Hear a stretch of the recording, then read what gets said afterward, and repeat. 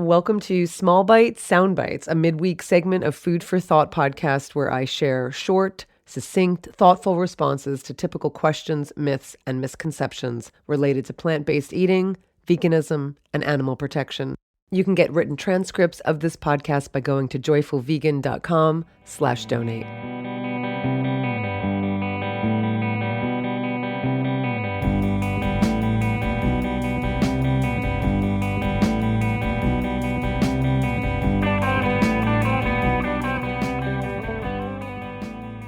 The phrase, the term, cognitive dissonance is often misused. People talk about it as the phenomenon of not wanting to really face what we're doing to animals when we eat them or when we buy animal products.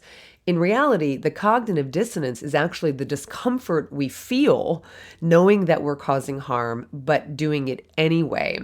And it's seen in many different areas, not just related to animals. I actually find the fact that people have cognitive dissonance a positive thing because it means they actually care. But what we do in order to cope, to reconcile that dissonance, is we become willfully ignorant, willfully blind.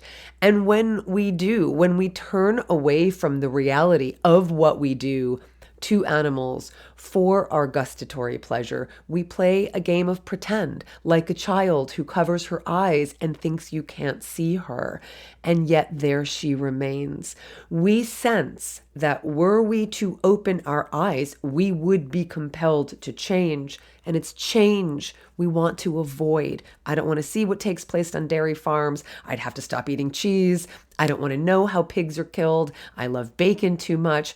We're wary of the unknown that lies on the other side of awareness. And so we opt for what is familiar and secure, the certainty of denial, the comfort of willful blindness.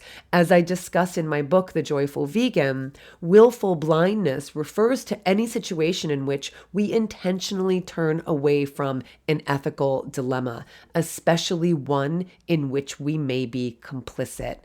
It's often said that ignorance is bliss, but is it really? In order to support something we know to be inherently violent necessitates the numbing of our compassion and the hardening of our hearts. We have to look away. We have to live in ignorance and defy our own conscience. That's not optimal. That's not ideal.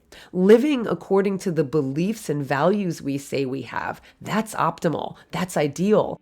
Opening our hearts and reflecting our compassion, that's optimal. That's ideal.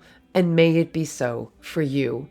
For the animals, this is Colleen Patrick-Goudreau. You can find me at joyfulvegan.com. Thanks for listening.